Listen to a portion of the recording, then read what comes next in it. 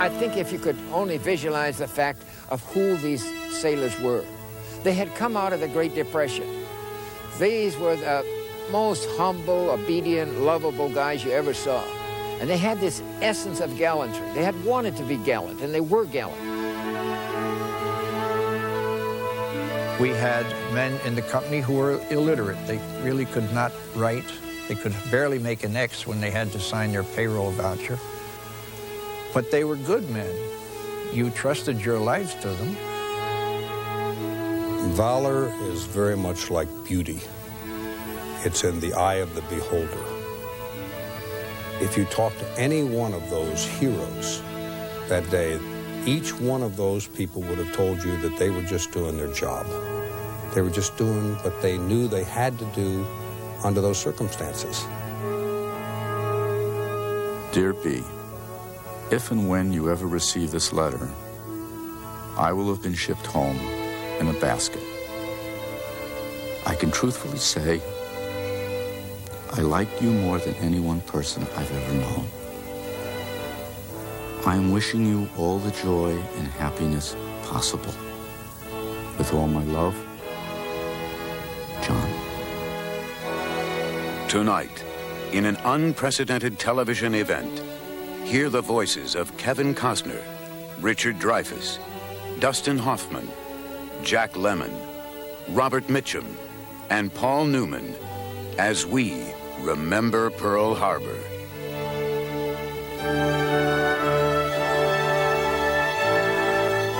And now, join our hosts, General H. Norman Schwarzkopf and CBS News correspondent Charles Kuralt.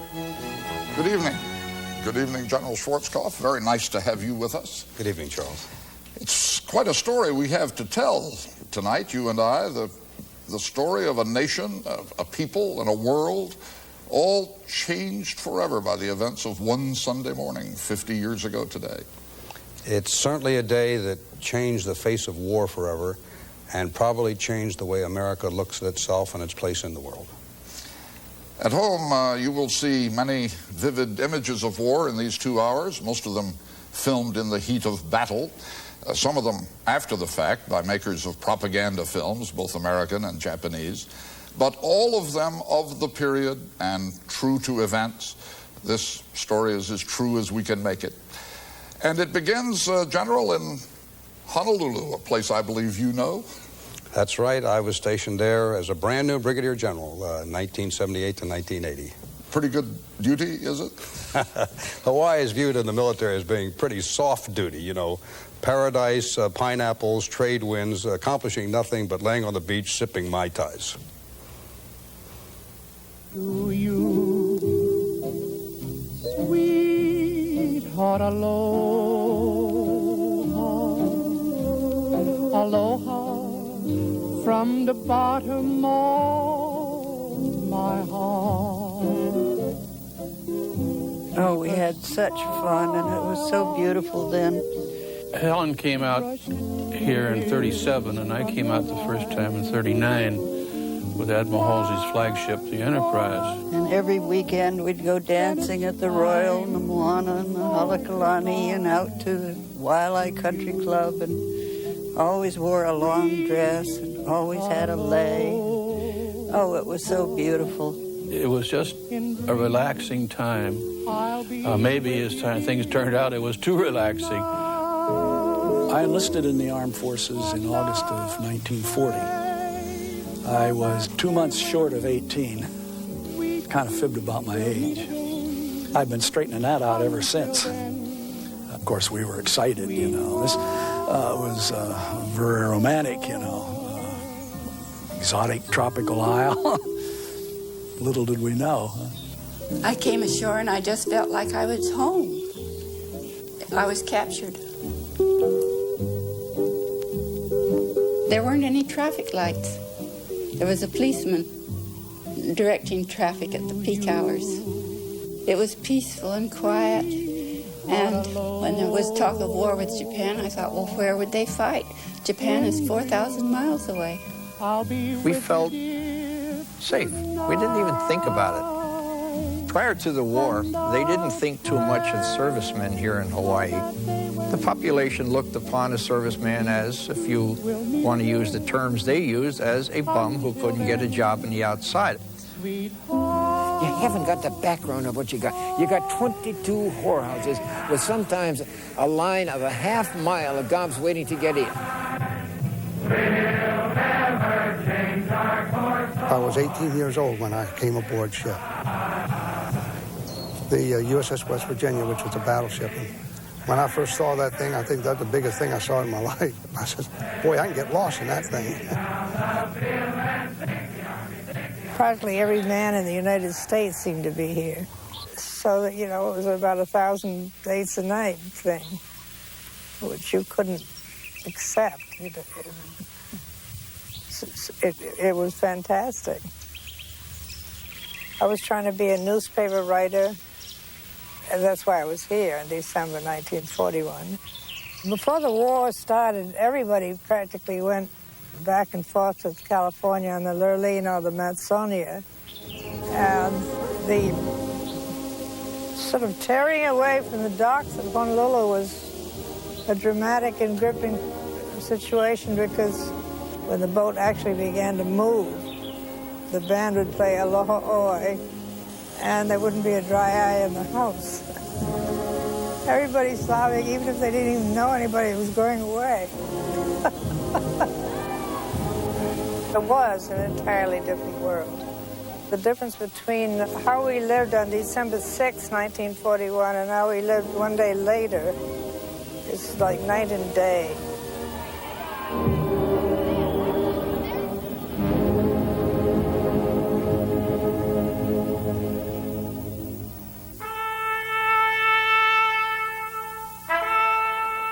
Far from the palms and ukuleles, away to the west across the Pacific, a different tune was playing, a bugle call to war. Under the divine Emperor Hirohito, Japan was bent on fulfilling a divine destiny, the conquest of China, Indochina, and the Dutch East Indies. Only the United States had the power to stop the Japanese advance, the power, if not yet the will. In December 1940, the American ambassador to Japan, Joseph Grew, wrote to his old friend, the President of the United States. Dear Frank, it seems to me to be increasingly clear that we are bound to have a showdown someday. And the principal question at issue is whether it is to our advantage to have that showdown sooner or to have it later. Admiral Isoroku Yamamoto, commander of the Japanese fleet, was thinking along the same lines. It is time for the Navy to seriously devote itself to war preparations, because a conflict with the United States and Great Britain is inevitable. This bemedaled 5'3" hero of Japan once walked the streets of Cambridge, Massachusetts as a student at Harvard. He once lived in Washington, where he was remembered for hijinks at embassy parties, telling jokes and standing on his head. He had evolved into a cool and daring commander, and now his searching mind gave birth to an astounding plan. Japan's one best hope to defeat the Americans he knew so well, if it could be made to work. We should do our very best at the outset of the war with the United States to decide the fate of the war on the very first day. He was a brilliant man. He was a great strategist. It's interesting, when you read about Yamamoto, Yamamoto never thought Japan was going to win the war. You know, he was given a job to do by his country, and when given this job, he tried his best to come up with a strategy that would allow him to accomplish the mission. But even after he had gone through his complete analysis, Yamamoto never said, if I strike Pearl Harbor, Japan will win the war. What he said is, if I strike Pearl Harbor, we will probably delay our defeat. Interesting. So he was a man serving his country, put together a very, very bold strategy, fought very, very hard for it, against a great deal of resistance. Certainly had to be a man of iron will. No one in America dreamed what the Japanese admiral was planning. When stars appear I seem to hear a serenade. The Andrews Sisters sang a theme song for the mood of America in 1941, A Sleepy Serenade. We were more concerned about getting out of the Depression. The Depression had been terrible, and it was a whole new happy era. The country was in great shape and everything was working. Top audience, yeah. We started doing the road pictures and having a ball with Crosby, and they had wonderful baseball and great bands. It was a great setting. Everybody was very, very happy until the war started. In 1941, of course, I had one of my greatest years, and of course I just hit 400. And I have to be honest with you and tell you that that's all I wanted to do. I didn't want to go to the Marines or the Navy or the Army. I wanted to play baseball. Sure, there were wars across the oceans in faraway places like Poland and China. What did that have to do with us? Another war, not for me. This time America should keep out, and I know I will. I haven't the slightest idea of European affairs. If war breaks out in Europe, I think that this country should heed the advice of its first president and avoid all foreign entanglements. Your boys are not going to be sent into any foreign war. But Japan had a war in mind for the United States. Almost as soon as Yamamoto formed his war plan, Ambassador Grew heard rumors of it in Tokyo. January 27th, 1941. There is a lot of talk around town to the effect that the Japanese, in case of a break with the United States, are planning to go all out in a surprise mass attack on Pearl Harbor. Well, of course, I informed our government. But American ears were deaf to such warnings. Nobody wanted to hear them. Official memo, February 1st. The Division of Naval Intelligence places no credence in these rumors. No move against Pearl Harbor appears imminent or planned. Because the Hawaiian Islands have changed so much since 1941, it's easy to overlook how their beauty unhinged the purpose of their defenders. The generals and admirals may have received messages that said, this is a war warning, take all precautions, be on the alert accordingly. But when they woke up in the morning and looked out of their windows, they saw paradise. They saw a place so beautiful, it was impossible to imagine that anything bad could happen there.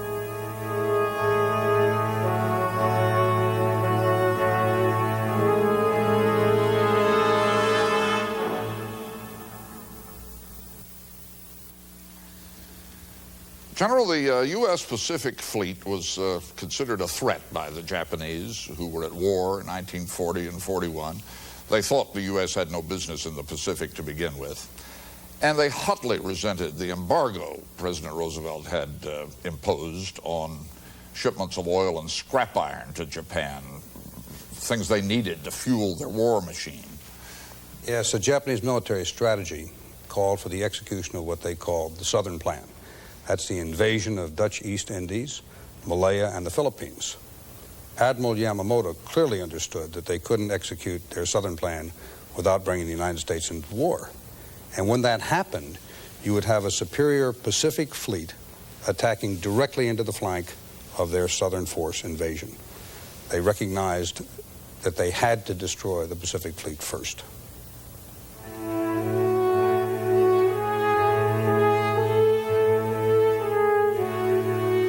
Three important figures arrived in Honolulu in 1941. Two came with fanfare.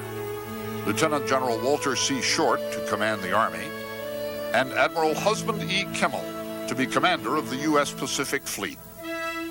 It shall be my personal motto or guiding principle to maintain the fleet at the highest level of efficiency and preparedness, and that whatever expansion is ordered, I will attempt to carry it out to the best of my ability. Neither Kimmel nor Short believed an attack on Pearl Harbor to be within the realm of possibility. The third man came to plan the attack. He arrived in obscurity as a minor secretary of the Japanese consulate. He called himself Morimura. His real name was Tadeo Yoshikawa, ensign of the Imperial Japanese Navy. He cut an innocent, boyish figure on the Honolulu streets. He was the most important spy in the world. Yeah, I'm the main culprit. I went to Hawaii when I was 29. I'm 80 years old now, and I'm still proud of myself for doing such a good job. We found Yoshikawa this year old and sick and forgotten in a Japanese nursing home. I didn't do it for money or to get ahead. I did it for Japan, and I'm proud I was a spy. I didn't always go straight to Pearl Harbor. I made a rule to go to Waikiki. The sailors all went there as soon as they landed. The names of their ships were printed on their caps, so I knew which ships were in port. Yoshikawa was one of the most obvious spies in the world. He was a spy out of a Hollywood grade B movie. He was a Mr. Moto. He was a man who hung around with geishas, who drank heavily in the evenings, who joined a fencing club and tried to pump American officers about their military strategy. He took glass-bottom boat trips through Kaneohe in the harbor in Kaneohe, looking for the depth of the harbor. He swam into Pearl Harbor breathing through a reed to find out where the submarine nets were. He went on long hikes through the cane fields over Pearl Harbor. You would think that he would be the first spy apprehended by the FBI, but he was never caught. The FBI paid no attention to Japan's low-level diplomats. They were not considered clever enough to do harm. Instead, American authorities kept watch over the 160,000 Japanese settlers in the islands, looking for signs of disloyalty. The military were obviously very suspicious of local Japanese. They thought there was some kind of inside explosion about to happen. Some fairly high-standing social characters here, even official characters, said, consider the Japanese unassimilated and unassimilable. You know, the yellow peril business. The peril was not the clerks and gardeners of Hawaii. From the Japanese consulate on Nuuanu Avenue, the spy Yoshikawa was methodically telling the Japanese high command everything it needed to know. An urgent question to him from Tokyo, delivered on a crumpled ball of rice paper. On what day of the week are most ships in Pearl Harbor? Yoshikawa replied, Sunday. Admiral Yamamoto received this information in early November. He was familiar with the writings of Sun Tzu, who declared in 500 BC, all warfare is based on deception. If the enemy leaves a door open, you must rush in. Yamamoto's plan to catch his enemy by surprise derived from old samurai traditions, but his tactics were completely modern. He understood that aircraft carriers were now the most powerful weapon in any navy. He didn't plan an attack with just one carrier. He assembled a strike force of 6 carriers. Nothing like this had ever been done before. He had the classic advantage of the attacker over the defender, and that is simply that he got to pick the time and the place of the attack. That's why he felt it was a gamble worth taking. The greatest of strategists are those who take a move which could result in their own self-destruction. In other words, that is the ultimate in strategic surprise. When you do something that is the unthinkable to the enemy. In Tokyo, Japan's warlord Hideki Tojo called upon the emperor to say, matters have reached the point that Japan must begin war with the United States. The emperor did not dissent. The United States military knew something was up. The Japanese diplomatic code had been broken, and in the decoded cables was the whisper of war in the wind. On November 27th, 10 days before the attack, Washington fired off messages to Hawaii. One of them began, "This is to be considered a war warning." You would think that would have been hard to ignore, but Admiral Kimmel managed to ignore it. If I'd been in the same position and some fellow came running through the door and said, "Hey, Schwarzkopf, got this little piece of information that indicates that the Japanese may be attacking Pearl Harbor tomorrow," it would have gotten my attention. Let me put it that way. It would have gotten my attention, but I would have asked an awful lot of questions, and I would have done what Kimmel did. Kimmel turned to his staff officers every time he got this and said, "Here's this, here's this Pearl Harbor thing. What do you think about this?" And the staff officers were saying, particularly as Chief of Plans and Operations, saying, "Absolutely not." And when the Army commander, General Short, got his warning from Washington, he misunderstood it completely. He thought it meant protect yourself against the local Japanese. He ordered that ammunition be locked up and kept in locked boxes. He ordered that planes be grouped together on the tarmac in an anti-sabotage formation, taken out of their revetments. He ordered a whole series of anti-sabotage drills that were held right up through December 6th. And it turned out there was not a single act of sabotage on December 7th. If anybody sabotaged General Short's defenses, it was General Short himself. Admiral Kimmel and General Short spent the remainder of their lives trying to explain at Pearl Harbor. Kimmel's sins were sins of omission. Short's sins were sins of commission. Kimmel didn't do anything when he got this message, didn't send the patrols out, which would have detected the Japanese fleet and therefore given early warning. On the other hand, Short did something. He just did the wrong thing. Then, on December 2nd, Admiral Kimmel was told by his intelligence officers that they had lost track of 2 divisions of Japanese aircraft carriers. Do you mean to say that they could be rounding Diamond Head and you wouldn't know it? Well, his officer responded, "I would hope they would be sighted before that." Nobody figured that you could take carriers all the way from Japan and launch them 300 miles from Kauai and launch them in such a way that they would be able to attack. And we had become careless to the extent we did not even have nets in front of our battleship. I was aboard the USS Utah. We had heard rumors, they're going to be at war. They saw the Japanese wouldn't dare.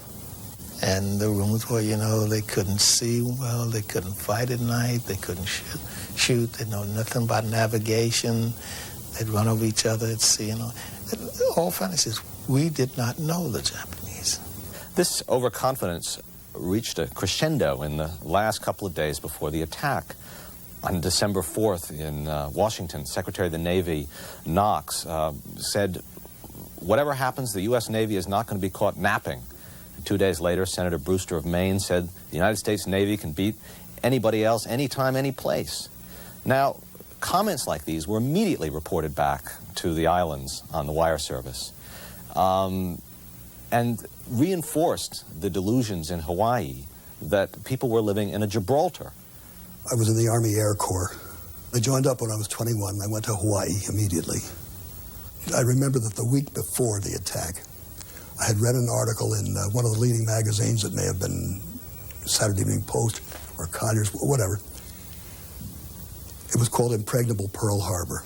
The biggest mistake you can ever do is assume away the capabilities of your enemy. If you got a plan on the worst case. If you plan on the worst case, then you're always going to be ready. If you do best case planning, you're going to be in trouble somewhere along the way. And that's what we were doing, was best case planning. I do remember that I noticed in one of the newspapers, deep inside the paper, page 5 or 6 or something, a tiny little squib about that said that the Japanese Navy had disappeared. And I thought, I wonder where it went.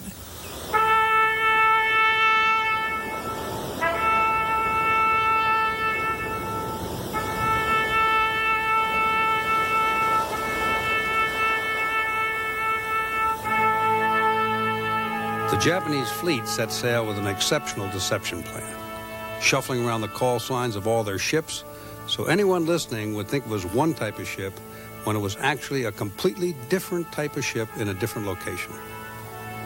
They sailed a northern route that took them through rough seas and frigid weather, but there were no other ships on that route to detect them. It was a masterpiece of planning and execution. It was said that the Pearl Harbor mission was a gamble. We thought our chances were 50-50. My name is Zenji Abe. I was a senior lieutenant of the dive bomber squadron assigned to the carrier Akagi. We practiced every day. We didn't know if we would die or get home alive. My first son had been born 6 months before. I had a photograph of my wife holding the baby. I decided to bring the picture with me on my mission and wrote a last will and testament in a letter to my wife, asking her to raise our son well and to live on in good health. The point of no return was passed. From command headquarters in Japan, Admiral Yamamoto sent his fleet a call to battle. The moment has arrived. The rise or fall of our empire is at stake. He was a gambler. He really was. He loved to gamble. Even when he was in London, he loved to gamble. And the Pearl Harbor attack was a gamble for him. My name is Yozo Fujita. I was 24 years old, a fighter pilot on the aircraft carrier Soryu. When I first heard that we were to attack Pearl Harbor, I thought my life wouldn't last very long.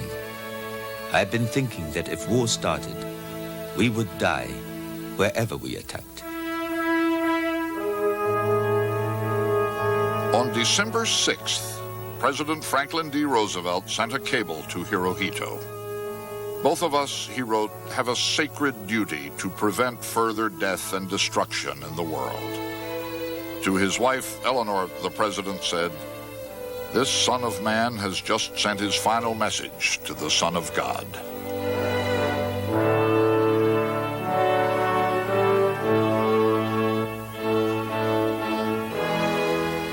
General, it was an article of faith at the time, and all these years later, many people still believe today that President Roosevelt knew that attack was coming at Pearl Harbor and let it happen in order to draw America into the war. Well, I don't think there's ever been a shred of concrete evidence put forth that would support that theory. There's no question about the fact that Washington expected war to begin. But Washington was focused, indeed preoccupied, with the movement of this Japanese invasion force that was moving from Japan to Southeast Asia. That's where they thought the war would start, not in Hawaii. We're great for conspiracy theories all down through our history, but why has this particular myth about Roosevelt survived so long? I just think there are many people out there that could never accept the fact that we were so unprepared or that we had let our guard down so much, America as a country. And I guess they just were looking for a scapegoat. All right, we've reached the night of December 6th, 1941, the last quiet night America would know for several years. And December 6th is where our story begins, when General Schwarzkopf and I return.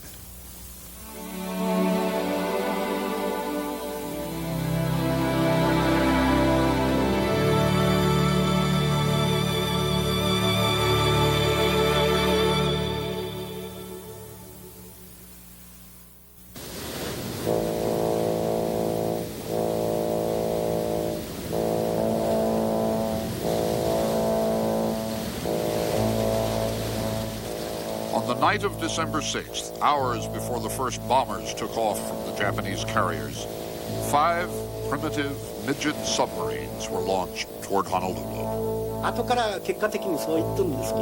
Others would later call it a suicide mission. As for myself, I had no thoughts about dying. I felt like I would accomplish my task and somehow get back to rejoin the main force. We had to make that effort with a noble spirit, to pay homage to the gods. It was not a human effort.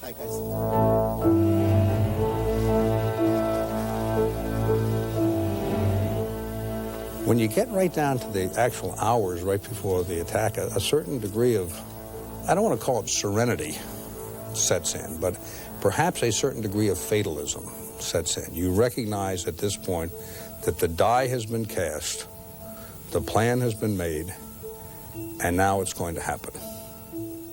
The dice are in the air, they just haven't hit the table yet. We drank a lot in the evenings. But the night before the attack, I was so excited that no matter how much I drank, I couldn't get drunk. And I couldn't sleep.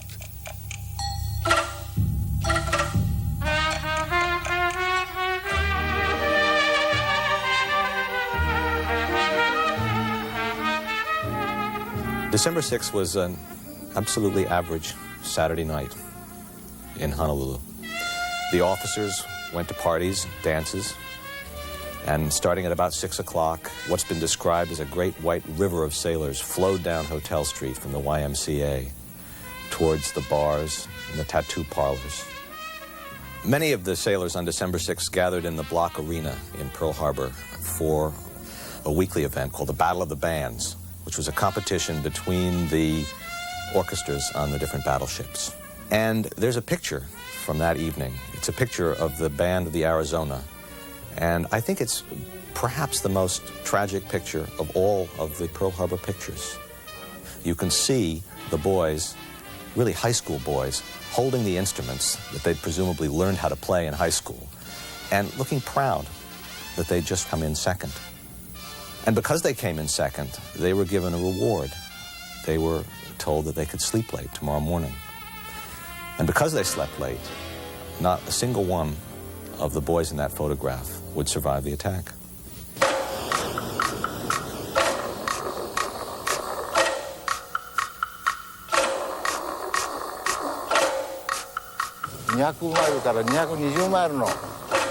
The first wave took off 200 miles directly north of Oahu. Right after they took off, we warmed up our engines. We were ready to die if necessary. Our forces weren't certain if they would ever return home. I respect those young men who carried out the mission. I respect them like they were gods.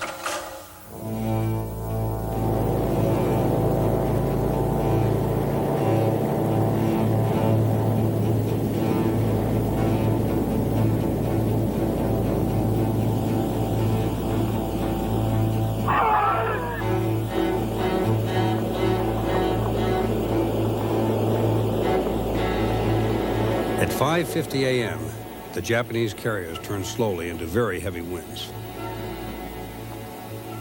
Bad weather delayed takeoff for 20 minutes. Then the first Zero took off. The high-level bombers came next, then the dive bombers, and last, but certainly not least, the torpedo bombers. At 7:15, the second wave began. In just 90 minutes, the Japanese had launched at sea an attack force of 350 planes, the biggest and fastest at-sea launch in the history of warfare.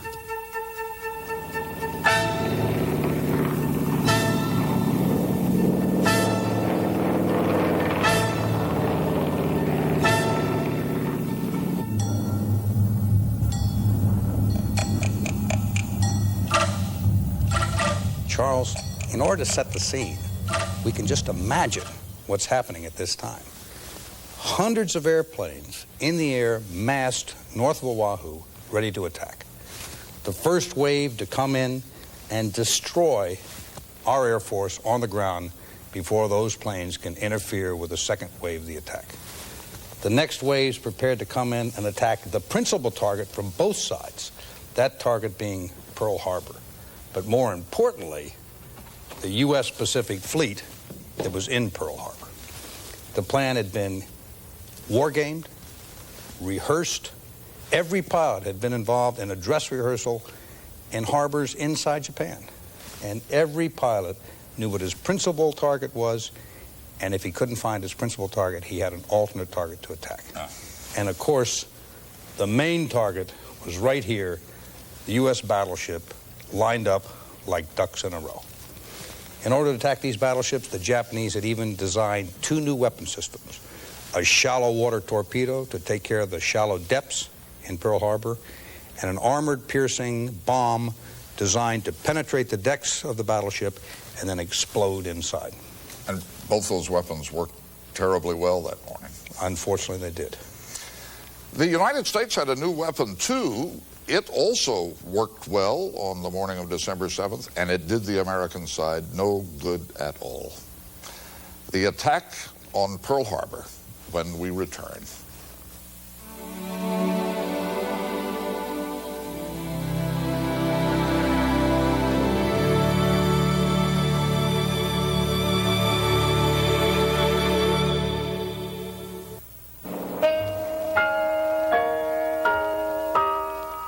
By the light of the silvery moon. Usually all the Honolulu radio stations shut down for the evening. But tonight, one station, KGNB, broadcast all evening a show called Swing Nocturne.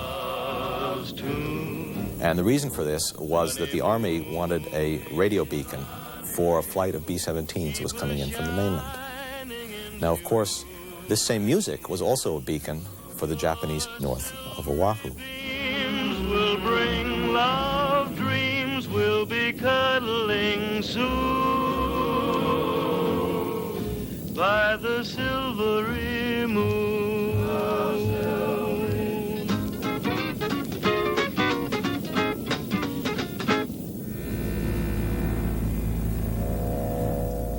Down below, the crews of the midget submarines were approaching the rocky coast and discovering the shortcomings of their vessels. We were trained to be successful, and we were full of confidence. But it was a terrible situation. We had no compass. We were sailing blind, like having a blindfold on and running straight ahead. It's not possible to do that. Admiral Claude C. Block and I were having breakfast.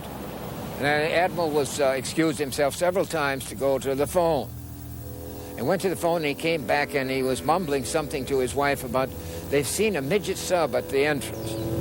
At 6:45 a.m., the American destroyer Ward sighted one of the 5 Japanese midget submarines that had been launched against Pearl Harbor. She fired her guns, she dropped depth charges, and she sank the submarine. And winning what was, in fact, the first engagement of the Pacific War for the United States. The commander of the Ward immediately reported this engagement back to the headquarters in Pearl Harbor. And Admiral Kimmel's reaction was that it might be just another false report, and his instructions were that they should wait for verification. For nearly a year, the American military had ignored all warnings that the Japanese might attack Pearl Harbor. On the morning of December 7th, a new and little trusted piece of gear called radar issued a final warning. Since it was Sunday, there were just 2 of us, myself and George Elliott. And I was getting ready to let him take the equipment to set at the operating position when saw this large indication on the screen. The largest I had ever seen. At first, I thought there might have been something wrong with the equipment, and I checked the equipment, but everything was working all right, and it was also, I noticed it was moving, so it had to be something. George got all excited, and I didn't know whether to be excited or not. Finally, George called and got the telephone operator at Fort Shafter. He looked around and he called back later and looked around. He says, well, I found a lieutenant, an Air Corps lieutenant.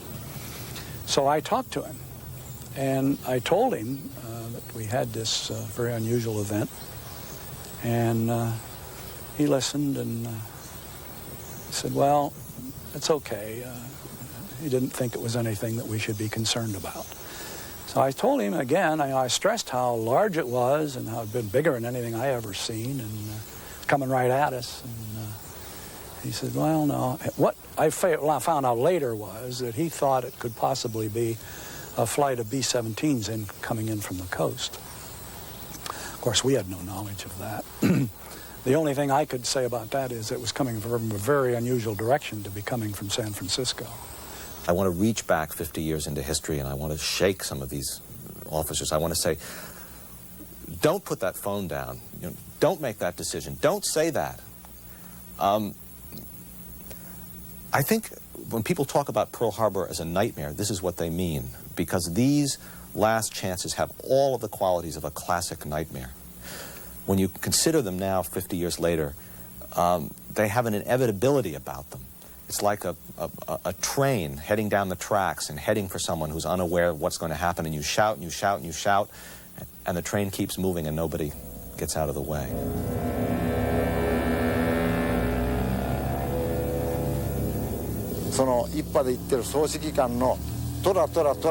One hour after departure, the commander of the first wing gave us the sign, Tora Tora Tora, which meant that surprise had been complete. Looking down from the north side, Oahu Island was thickly covered with clouds.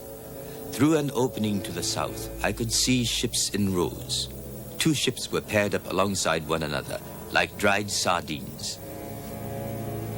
The first inkling that we had that something was going to happen was when a lot of planes came in and they were circling around at about 2,000 feet and right over Pearl Harbor. And as I watched them, I said to Bill Kane, who are these people? Where are these planes from? All of a sudden, one plane broke the circle and started diving down. At 10 minutes of 8, we looked out the window, and there were these planes with huge red circles at the end of the wing. And they were zeroing in at the conning tower at the subbase and starting to dive in on Battleship Row in formation.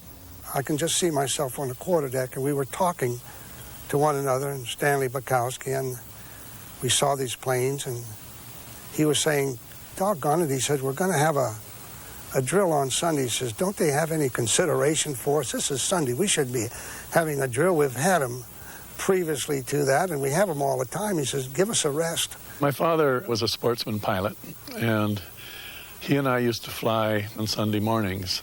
We took off about 7:30 and decided that we'd fly around the island. And I tapped my dad on the shoulder. He was flying from the front seat, and I said, look, there's a hangar fire on Ford Island. And just a little bit after that, I saw airplanes swooping in over Hickam Field very low.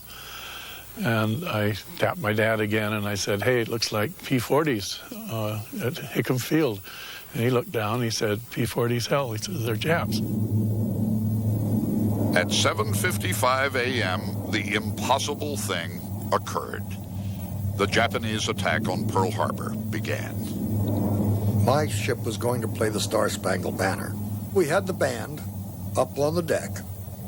The bandmaster apparently did not realize the attack was on.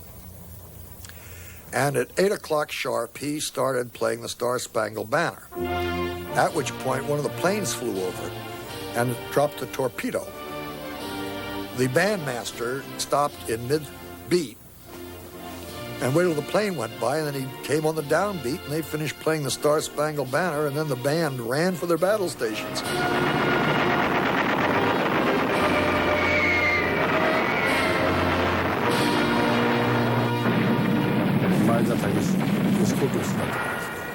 My name is Takeshi Maeda. I was 20 years old in December of 1941. I flew a torpedo bomber. And as we came down toward the harbor, I saw beautiful pineapple fields. Then we could see people on the ships. I could see their faces. They looked frightened. I dropped a torpedo aiming at the second ship from the left. I learned later that it was the West Virginia. My torpedo hit just right. I saw a pillar of water.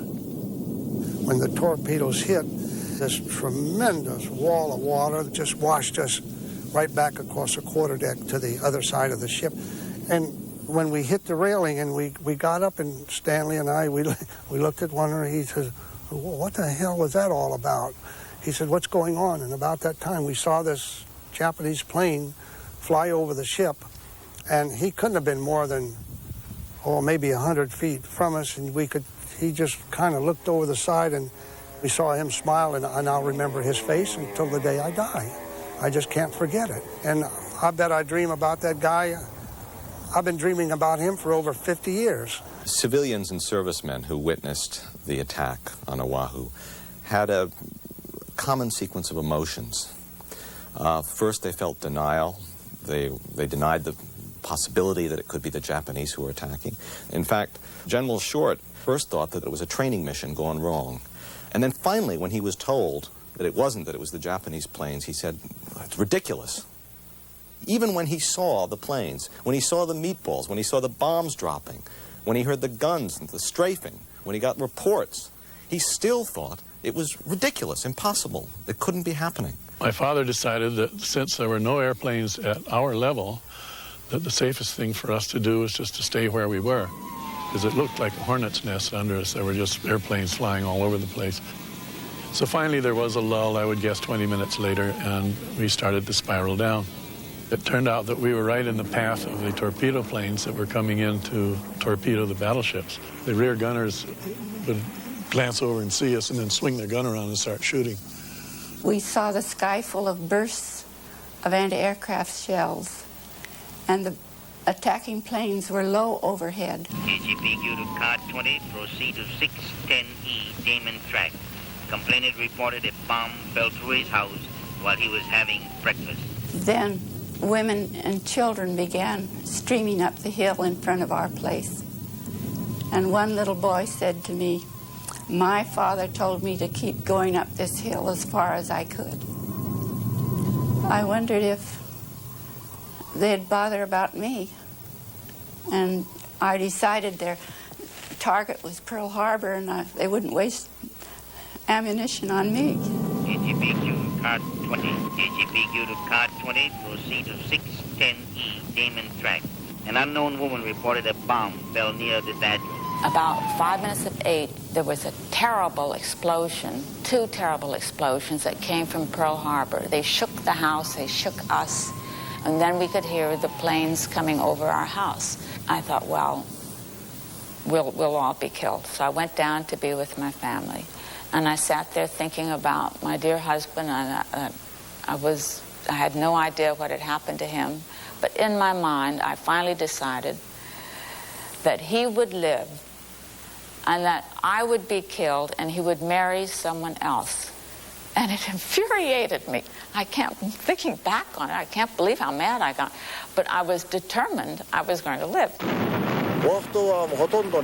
I saw anti-aircraft explosions on my right. It looked like black sesame seeds and salt on the clouds. Chills went down my spine. We made a right turn from Diamond Head, and I led our squadron to the spot where we could begin our attack. The chills soon passed, and I forgot about the fear.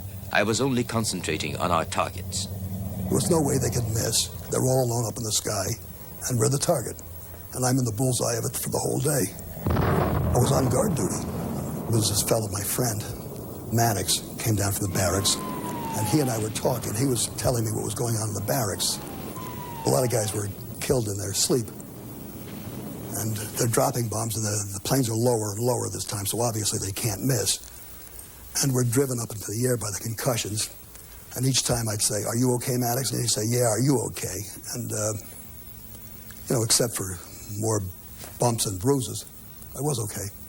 And then one time, there was a huge explosion, and I was disoriented, I guess. It felt like I'd gone about 10 feet in the air. But when I came down, he landed half on top of me, and I said, "Are you okay?" And he didn't answer. So I turned him over, and his eyes were open, and all I could see was the whites. He was dead. We came down to the first set of hangars. I saw a lot of people lying on the ground. Some of them didn't have any arms, some of them didn't have any legs. I was sick. I was looking at something that you only see in a movie, but yet I was there. You can smell the stench of the gunpowder. You can see where the shrapnel from the shells went. You could see the path. You could see the bullets where they went through. And looking at these young men about my same age, about 20, 22 years of age, you could realize just exactly how they felt. Of course I was scared, but I was outraged. I was just mad as hell. And I felt helpless.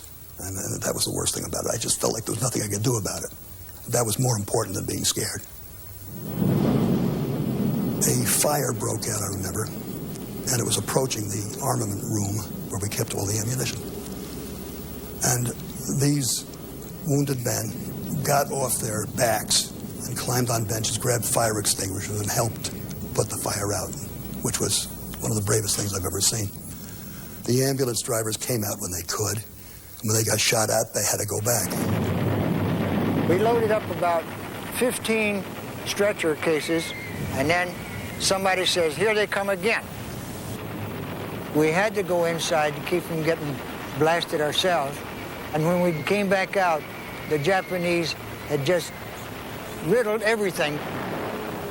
And there was only 2 survivors left out of the 15 that we originally had.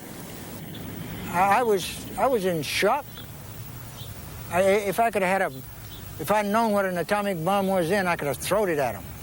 I had some cigarettes, I remember, and I passed them out. In those days, almost everybody smoked. There was one kid who said he'd never smoked before in his life. About a minute later, one of the planes came by and emptied its ammunition on us, and they killed this kid who was having his first cigarette. KGBQ, all cars. KGBQ to all cars and country stations. Car 20 and 75 reports plane bombing Pearl Harbor. Place is all afire. There was just bedlam. People rushing everywhere. There was debris all over the sidewalks. There were fires.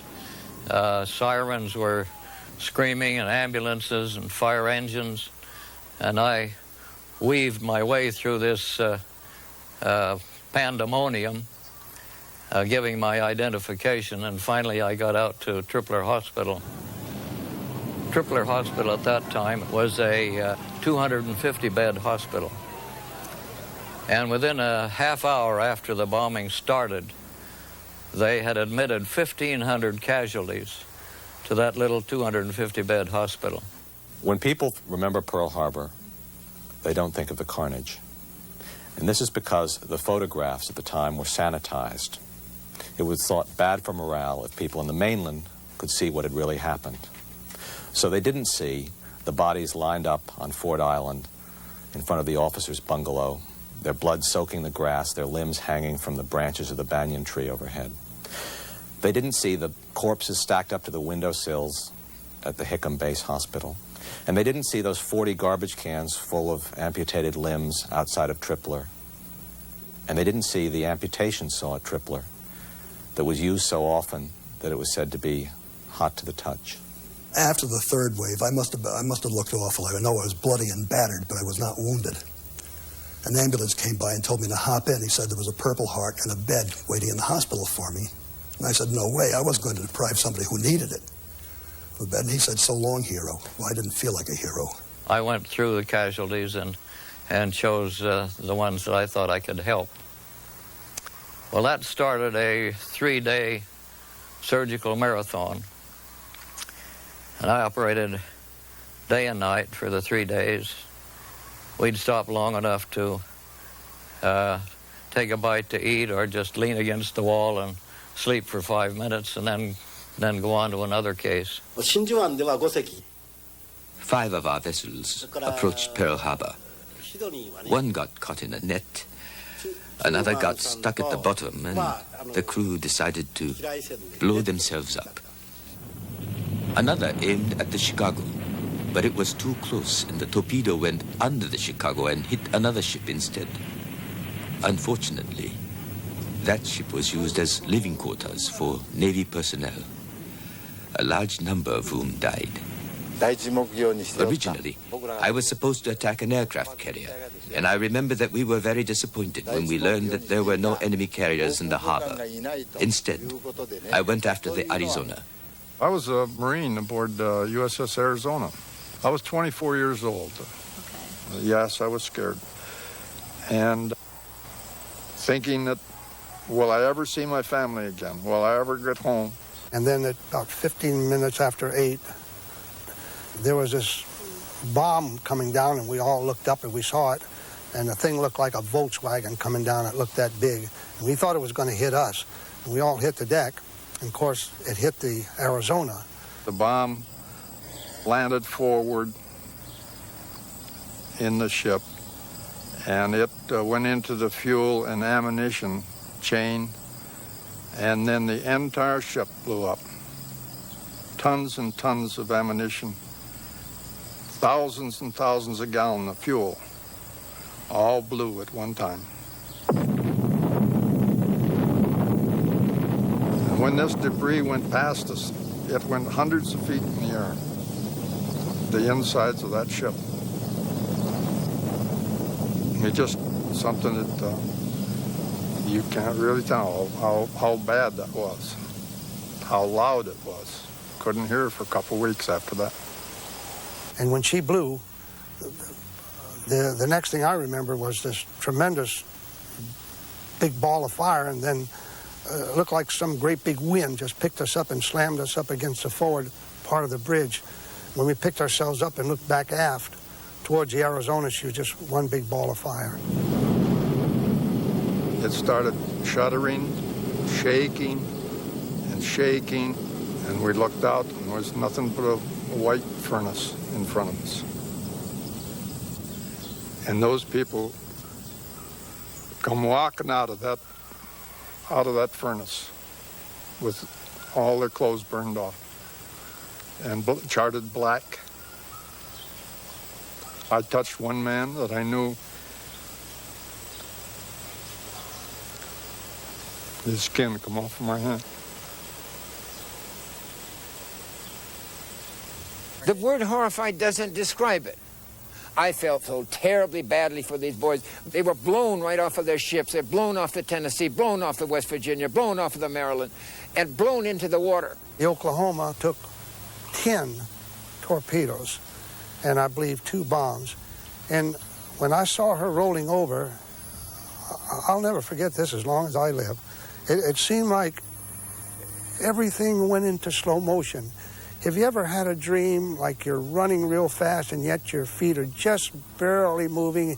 You're trying to get away from someone or something? Well, that's the way the Oklahoma was. She started and it just seemed so very slow.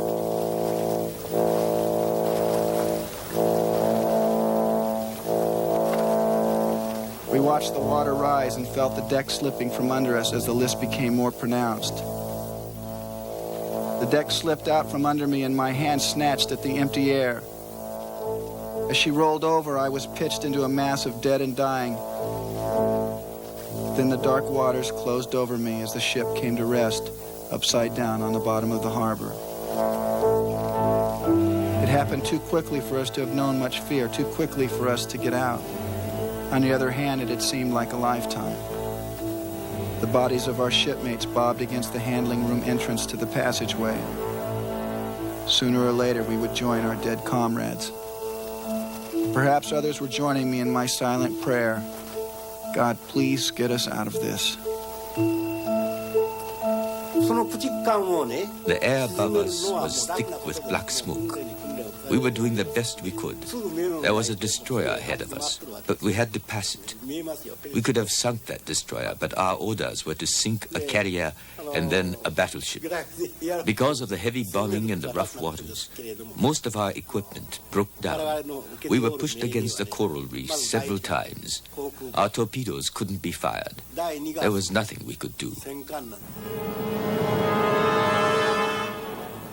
Sakamaki dived overboard from his helpless mini-submarine.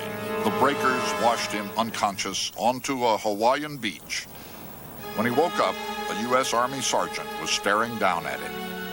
Ensign Kazuo Sakamaki became United States prisoner of war #1.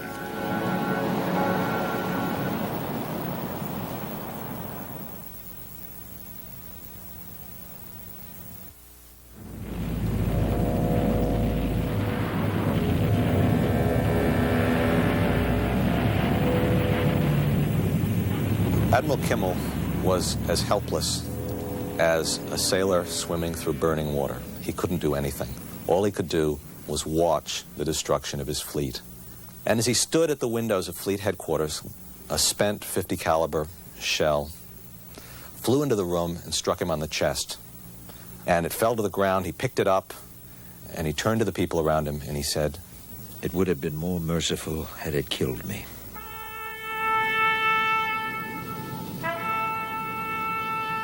Two hours after the attack on Pearl Harbor began, it ended.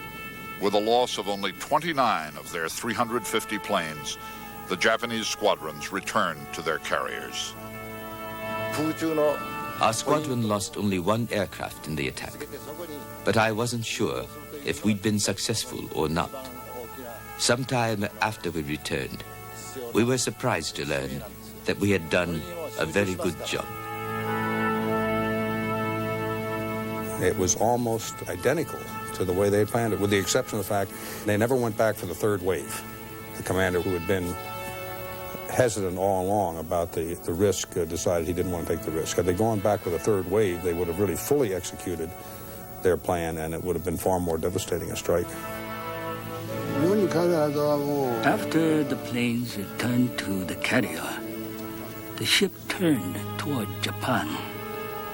I don't remember my thoughts on the way home, but I'm sure I was very satisfied with myself.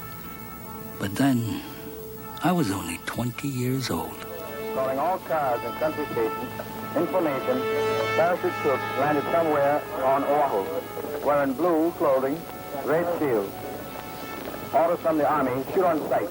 The fear increased during the evening. A blackout was imposed. People huddled in their houses. They listened to the police band on the radio, which described rumors of paratroops landing, of poisoned water. There were wild, crazy stories of Japanese agents being signaling from hills, of dogs barking in code. First, nobody believed that the Japanese were attacking. And then once they did, they believed anything that anybody told them, including that they were coming inland to capture us all. We knew they'd invade us that night. And there was that terrible feeling of anxiety, unbelievable anxiety. And everybody was trigger happy. I came up to the gate because I wanted to go see Admiral Block, and my God, I heard a couple of shots. I went back to my cantonment. I said, I'm not going in there. They're shooting everybody. The night of December 7th, there were people guarding the beaches. The tide went down and the reef started sticking up, and people would think they were landing craft coming ashore, so they'd shoot at the reef, and then people down the beach would think, well, the Japanese have landed, so they'd start shooting up the other way. No lights allowed, pitch black, and you'd stumble over something or someone, and somebody was very nervous, and they'd fire. We shot not on command, but we shot because somebody else shot. We did kill one of our own pilots as he flew over, Lieutenant John Danes.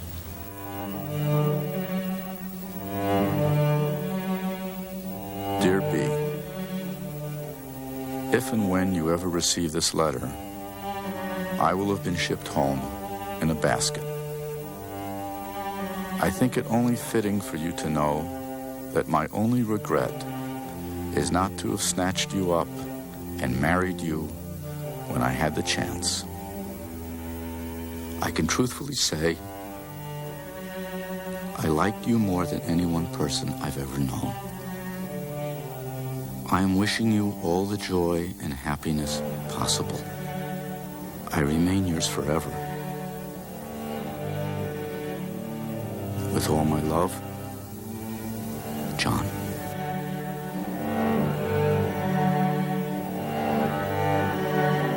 I was still back aboard ship, the Enterprise. One of the sailors put up a little board, and in the board it said, Japs attacked Pearl Harbor. That's the first time any of us knew anything about it. On the unluckiest day of American military history, there was one bit of seeming good luck. All the U.S. aircraft carriers were at sea, their pilots ready to fight back. I ran out and jumped into my airplane. The flight deck launching officer dropped his yellow flag, and I was launched. And I remember getting off the bow of the ship, rolling up my wheels, charging my guns, wondering what a little boy from Lee Summit, Missouri is doing in a place like this. There were 6 of us. As we approached Ford Island, we'd been in the air for about 4 hours, and we were all just about out of gas, and we didn't know how much longer we could stay in the air. We turned into Pearl Harbor Channel. The floodlights were on. They were all set for us to land. I guess it was about 6:30, 7 o'clock, we heard some more airplanes come in. And of course, previously, they told us we were to expect another attack. We saw these planes come in. We turned on our lights, and that must have been the trigger that set everybody off. So we turned on our lights, and then everybody started to shoot. My gosh, everybody started to open up on them. And we shot, I think it was 6 of them down, and we killed around, I believe it was 4 of the pilots, but we didn't realize until the next morning that they were from the USS Enterprise. Every gun, everybody that had a .45, small arms, a rock, a piece of pipe, everything opened up on us. They thought, obviously, we were the enemy. And it was just awful. Fritz, who was leading the flight, Fritz Hebel, he broke through it, got through the fire here, and evidently up at Wheeler Field, up in the middle of the island, they thought that they didn't know what was going on, so they thought we were enemy. They shot poor Fritz down up there. He crashed and was killed, put his head through the gun sight right in front of him. And my wingman was Eric Allen. Eric Allen was a Naval Academy graduate, the only one we had in the squadron. He had a wonderful tenor voice. Eric was just a hell of a nice guy. And Eric bailed out right over the tower, right over Battleship Row that was burning, the Arizona, the Nevada. And Eric bailed out. His parachute opened about 1,000 feet, and they killed him as he floated down in his parachute. They put a 50-caliber shell right through his chest, and he landed in on all the muck and oil and the burning stuff in Pearl Harbor.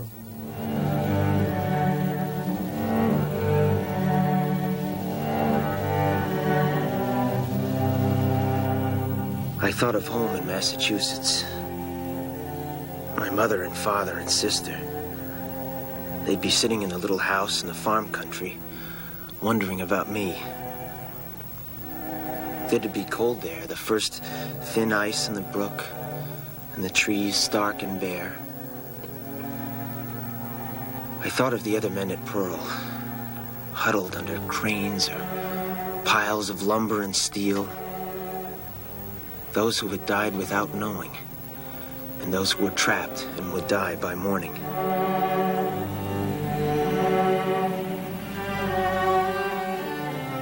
We knew there was nobody left in the Oklahoma. We got all those guys out, but we could still hear the tapping coming from the West Virginia. And at night was the hardest because it would be real quiet, and the moon would be out, and beautiful night, but everything was completely blacked out because there was no light showing or anything. You couldn't show a light. In fact, everything kind of ceased at sunset, and at night would be so darn quiet, and it seemed like that tapping was even more aggravated because of the stillness. And we'd walk by the ship, and we could hear that tapping, and we used to just kind of put our hands over our ears so that we could pass the ship and we wouldn't hear it. And then finally, it was just before Christmas, I think, 22nd, 23rd, the tapping quit. And that was the last of the guys that were on my ship that were killed. The final toll was 2,403 Americans killed, 1,178 wounded. 8 battleships and 10 other vessels sunk, capsized, or badly damaged. 164 aircraft destroyed by the Japanese.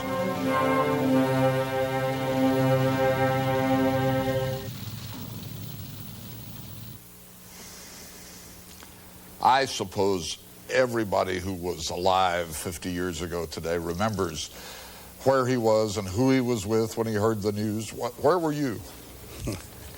I was in a tree in Johnny Chiver's front yard. He was a buddy of mine, and we lived in Lawrenceville, New Jersey. And I remember it particularly because Mrs. Chivers came out of the house to tell us the terrible news just about the same time my sister came over to tell me that my mother wanted me to come home. You know, it had special significance to us because, of course, my dad was in the military.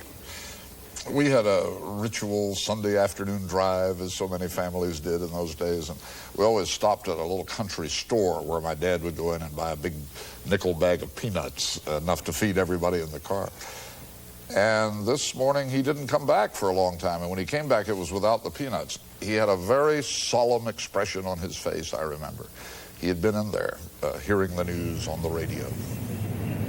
We interrupt this program to bring you a special news bulletin. The Japanese have attacked Pearl Harbor, Hawaii by air. I was in New York, and I had gone to see a double-header movie. And I came out, and there were people in the street agitated about something. It was a rough part of New York, and I thought there might have been a holdup or somebody had been muscled around. And I asked, and an older man said, I was about 30 at the time, he said, well, this is a big day for you, son. Japan just declared war on the United States. I was bowled over. I thought it was a paper declaration, you know, that we're old style. He said, oh no, they just bombed Pearl Harbor. They wiped out Pearl Harbor. I went home pretty sick. Pearl Harbor was an enormous shock to the whole national nervous system. You know, never been anything like it. We had the whole country listening, of course. Everybody was glued to their radios everywhere and all over the world. I remember driving down the parkway to the back of the Japanese embassy, and I could see white smoke coming up from their backyard. They were already burning their papers. And of course, every radio and every car out of every house was coming these stories about the attack at Pearl Harbor. You couldn't attack a major American base, especially under conditions of such treachery. They had their diplomats were still here, 2 of them, the special envoys, negotiating with Cordell Hull, Secretary of State.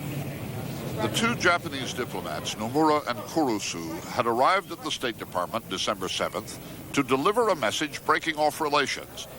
They did not know Pearl Harbor had been attacked. But Cordell Hull did know.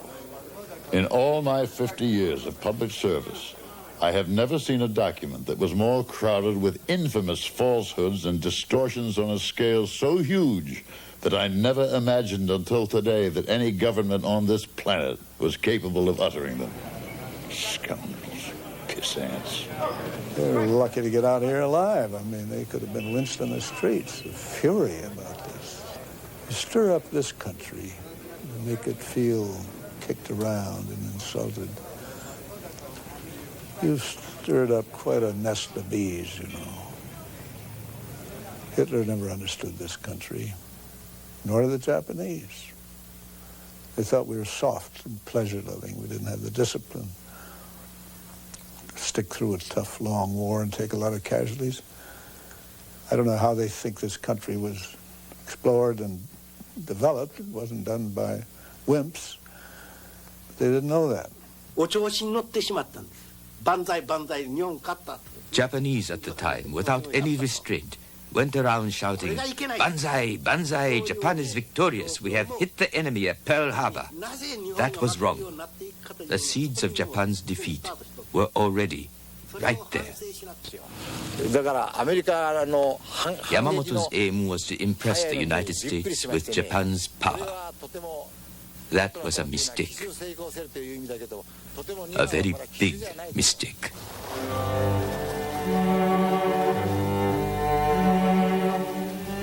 Yamamoto himself, in the aftermath of his greatest triumph, admitted to quiet doubts.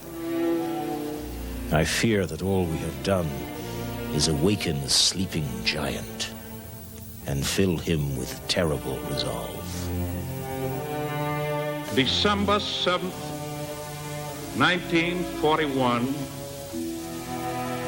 a date which will live in infamy. The United States of America was suddenly and deliberately attacked by naval and air forces of the Empire of Japan. But always will our whole nation remember the character of the onslaught against us. The final emotion shared by most people on Hawaii was one of intense humiliation. It's a disgrace. And that disgrace gets into you and you get a guilt complex. You take the guilt complex out by hating the Japanese who did it. Whereas if you were really honest, you'd sit down and say, look, we were sound asleep. The way I felt about the Japs was pure hatred for many, many years. I do know that when I got back to the States, as a result of that, the December 7th, every time I saw a plane overhead, I'd duck. That went on for a long time. And in more recent years, I've just calmed down and I've become more forgiving. And, well, not forgiving, I can't say that I forgive that. But I don't blame the entire Japanese race by any means. I just blame the people who did it. I don't hate anybody. I've never hated anybody in my life. They were doing their job. I never fought the Japanese people. I fought the Japanese war machine. As far as I'm concerned, it was in the midst of a war. And when the war ended, there were no sides, like in a soccer game. And we must now join together in friendship. I just wish that there was a better understanding among people and that death and destruction wouldn't be the solution to every problem.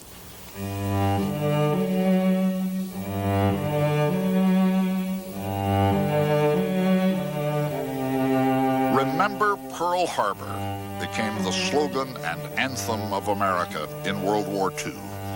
The implication was that nobody alive then would ever forget. The day of total reconciliation between Japanese and Americans may come, but has not come yet. It's enough to say that one Japanese, Zenji Abe, a pilot who bombed the battleship Arizona on the morning of December 7th, 1941, now prays before the wall bearing the names of the dead. And that one American, Richard Fisk, who was under the bombs that morning, visits the same wall in the same spirit.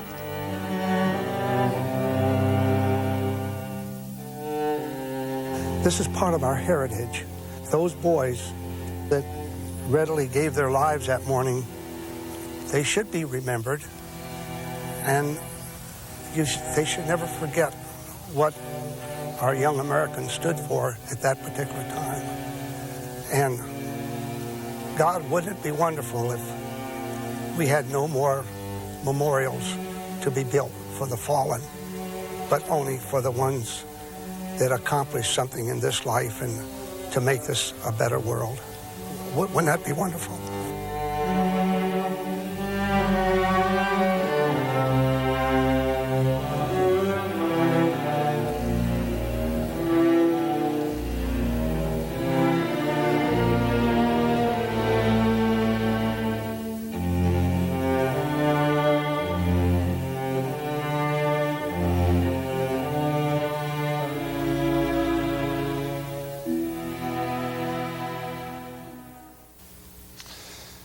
Well, after Pearl Harbor and after much pain, the Allies triumphed in World War II. But you know, we did a poll in Japan recently and found that only 53% of Japanese are sure which side started that war. Yeah, that doesn't surprise me. You know, the focus in Japan on the war is very much on Hiroshima and what happened there. And let's face it, there's a lot of revisionist thinking with regard to the war on both sides of the Pacific, here and in Japan. If you look around the world today, General, it's possible to ask who really won. The Japanese seem to have achieved economically what they were trying to achieve militarily back in the 40s. You know, there are many elements of national power, and, you know, economic being one of them, military being another. I think one of the amazing things about Japan is without the military power, they were still able to become the dominant economic power of the Pacific. And today, there's a role reversal. Many Japanese think of us as the trigger-happy military country of the world. There wasn't much support in Japan for that war of yours in the Persian Gulf. Yeah, but I think after the fact, that's still an ongoing debate. A lot of people in Japan recognized that what we were doing was protecting that 65% of their oil that comes from the Gulf, the very resource that allows them to be an economic power. Well, today in Pearl Harbor, there was no official Japanese presence. It was a day of pure American remembrance. Ladies and gentlemen, will you please bow your heads in a minute of silence?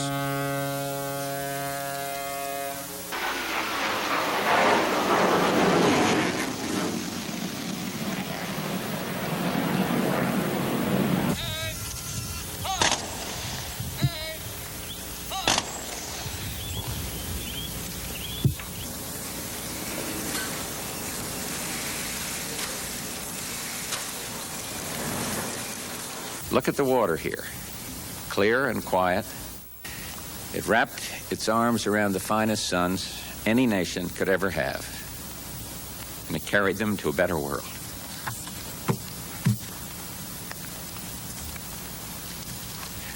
May God bless them, and may God bless America, the most wondrous land on earth.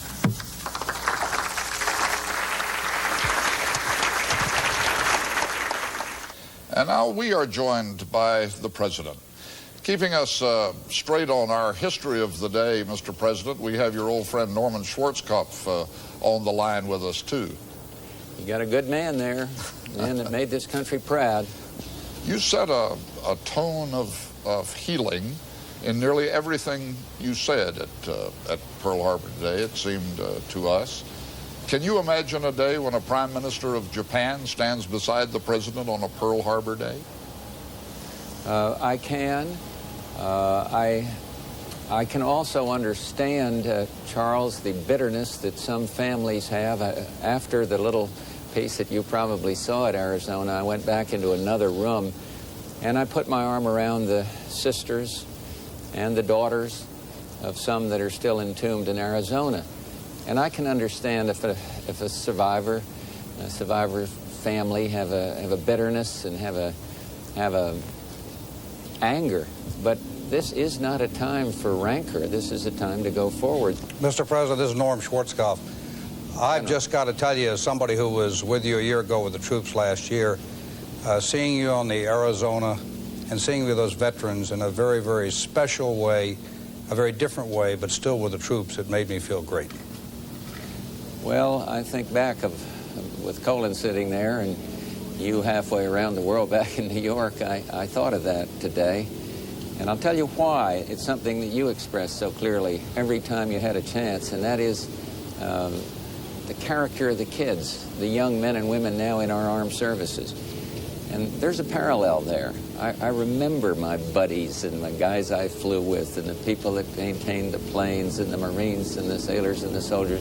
And I looked in the eyes of all these young men and women here today in Pearl Harbor, and you were right, General, about the quality of these fighting men. I mean, it is wonderful. The men and women in our armed services are our very best, and I really felt emotional about that today as I thought of the caliber of the kids that gave their lives 50 years ago. Yes, sir. I think adversity has a special way of bonding you closer to people than any other time, and I think all of us remember the comrades that we're in battle with probably better than any others. Well, I think that's true, and that gets back to Charles's question. Of course you can feel a certain sense of bitterness and a certain sense of loss, but time does heal, and the world does change. And because of the sacrifice of people here, and then 50 years later, the steadfast determination of our kids under your leadership in the desert, I think we see that the American spirit is alive. Thank you very much for joining us, Mr. President. It's been very good to have you with us tonight. Thank you, sir. It's been a very special day for our country. General Schwarzkopf and I will be right back. Now, let us pay a reverent visit to a quiet place.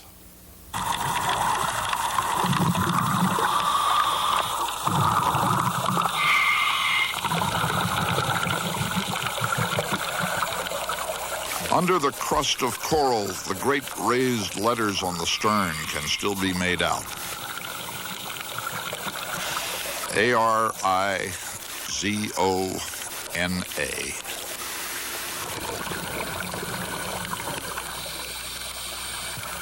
Below me at this point, on December 7th, many of the men were still below decks that morning. Dan Lenahan of the National Park Service. This portion of the ship, far from the tremendous explosion in the bow, received a tremendous concussion, and most of the men, even back in this portion of the ship, were killed. 1,177 were killed by the concussion and the awful fire that followed.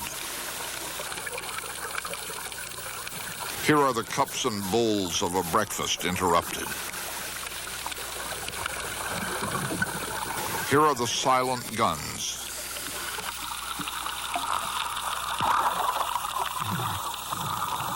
Here is the teak deck where admirals walked.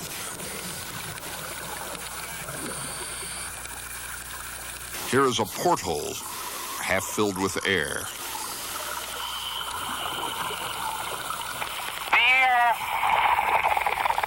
From 1941, probably December 6th, the night that the blackout cover was shut.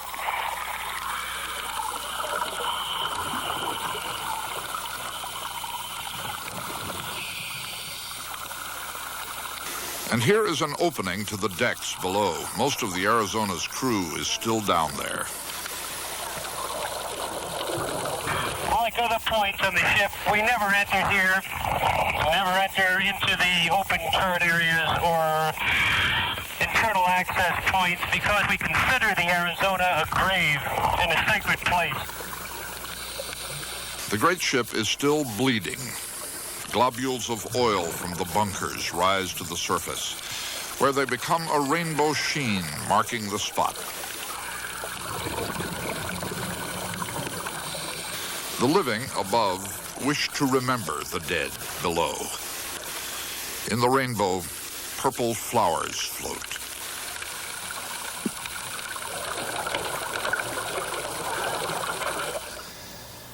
Well, there's much to regret about that day, 50 years ago today. And not least, it seems to me, General, the misunderstandings of one another, the tragic miscalculation of the Japanese in assuming that the Americans were some sort of effete people who would crumble under one strong blow and be knocked out of the war. And the assumption by the United States that these were some sort of bumbling, nearsighted folk from across the Pacific who were not capable of seriously challenging the power of the United States. To use the word, it was racism on both sides. I think you're quite right, on both sides. You know, at the very same time that our military was underestimating the Japanese military, for no other reason than because it was Japanese, in the holds of the Japanese troop transports that were carrying their invasion troops, every soldier had a pamphlet in his hand that said this great war was when the superior yellow race was going to destroy the white race in the Pacific. Do you suppose we will always remember Pearl Harbor? I hope so.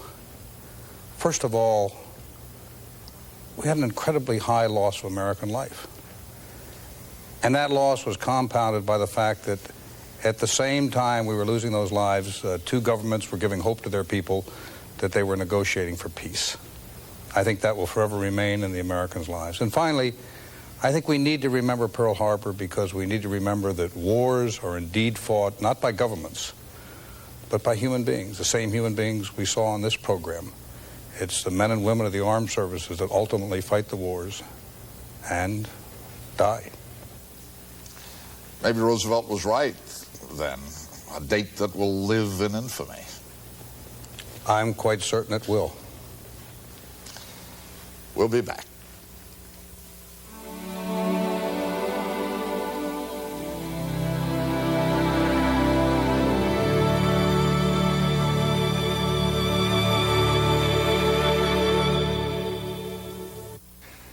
General Schwarzkopf, it has been a watershed day in the history of our country. Thank you for helping us tell the story. Thank you, Charles, for inviting me to share the day with you. Good night, General. Good night. For CBS News, good night to you all.